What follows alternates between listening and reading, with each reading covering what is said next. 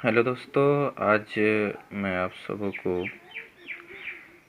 P बट्टा Q के रूप में या परिमेय संख्या के रूप में कैसे लिखा जाता है, इसके लिए लॉन्ग मेथड और शॉर्ट मेथड दोनों का आज हम जिक्र करने वाले हैं। दोनों बताएंगे।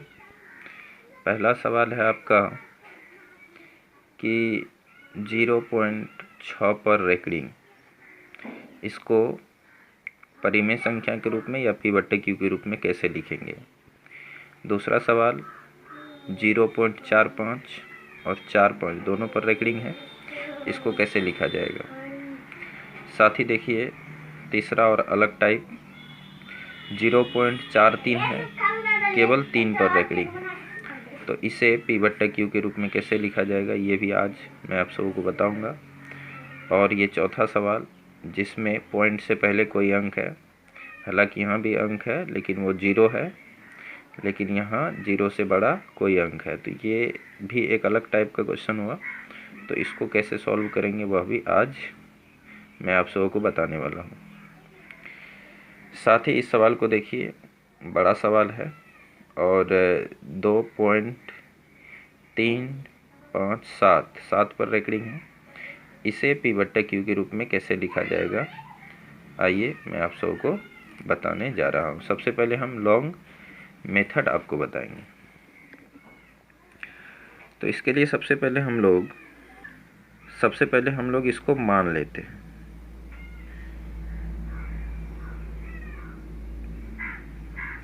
माना कि x बराबर 0.6 पर रेकरिंग, हमने इसे मान लिया। मानने के साथ ही इसको हम लोग समीकरण 1 बना लेते हैं। उसके बाद अब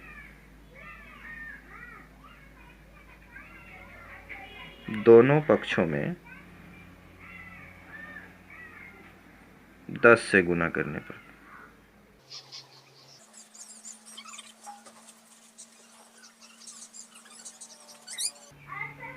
देखिए दोस्तों, दोनों पक्षों में हम 10 से गुना इसलिए कर रहे हैं क्योंकि पॉइंट के बाद जितने अंकों पर रेकरिंग रहेगा, 1 पर उतना शून्य दे करके गुना करेंगे। जैसे यहाँ 1 अंक पर रेकरिंग है तो 1 पर 1 शून्य यानी 10 से गुना करेंगे।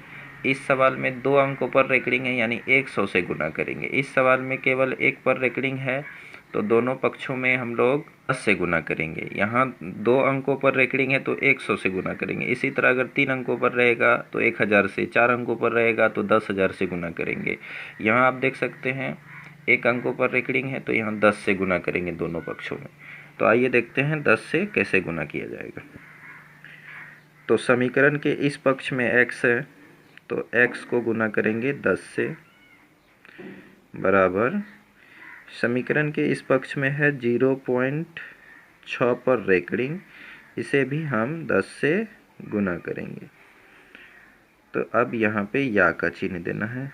10 गुना x 10x हो जाएगा, बराबर 0.6 पर रेकरिंग है, इसे 10 से कैसे गुना करेंगे। इसके लिए आइए हम आपको रफ करके बताते हैं। जैसे 0.6 पर रेकरिंग है, इसे गुना करना है 10 से।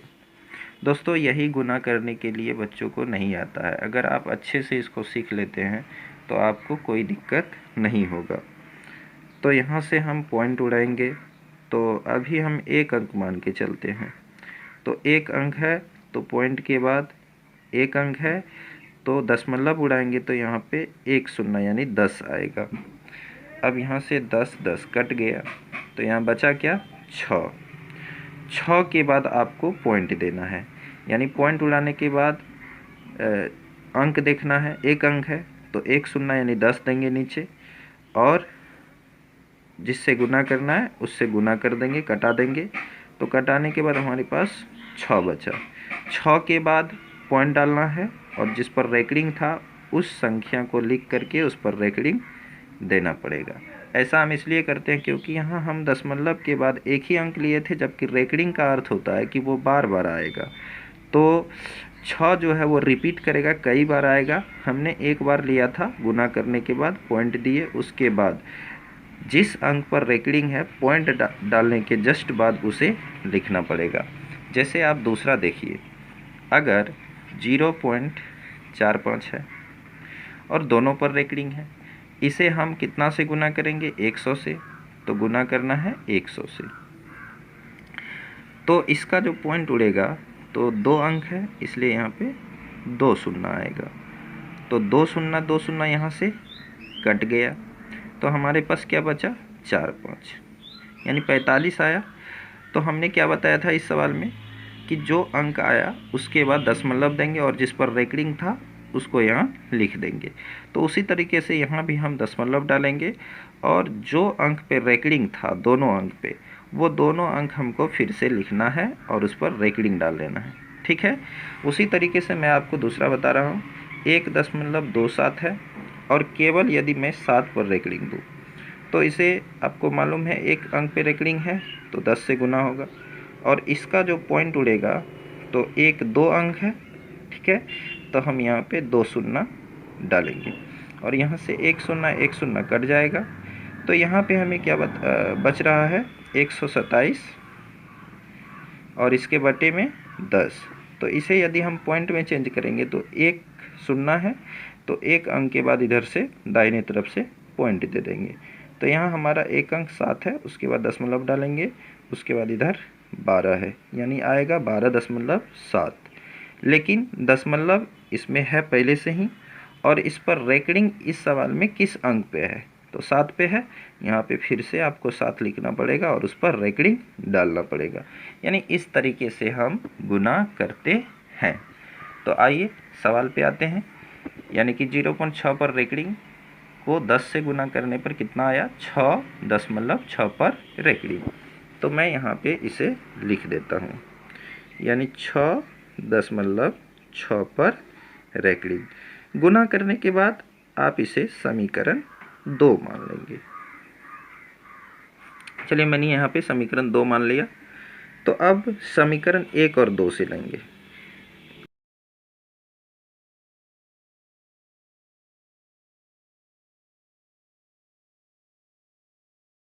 तो समीकरण 1 और 2 हम यहाँ लेंगे। तो पहले समीकरण जो बड़ा है यानी दूसरा है उसको लेंगे, उसके बाद छोटा समीकरण लेंगे। मैं बड़ा इसलिए कर रहा हूँ क्योंकि यहाँ आप देख सकते हैं 10x है, यहाँ x है, तो इसकी अपेक्षा 10x बड़ा है। तो पहले हम 10x लिखेंगे, बराबर कितना आया? तो 6.6 पर रेकरिंग। दूसरा वाला समीकरण यही है, इसके नीचे दूसरा वाला समीकरण यही है, इसके नीचे हम पहला वाला ये समीकरण लिखेंगे, यानी x बराबर 0.6 पर रेकरिंग। तो यहाँ पे हम लिखेंगे x बराबर 0.6 पर रेकरिंग। तो अब यहाँ पे क्या करना है आपको?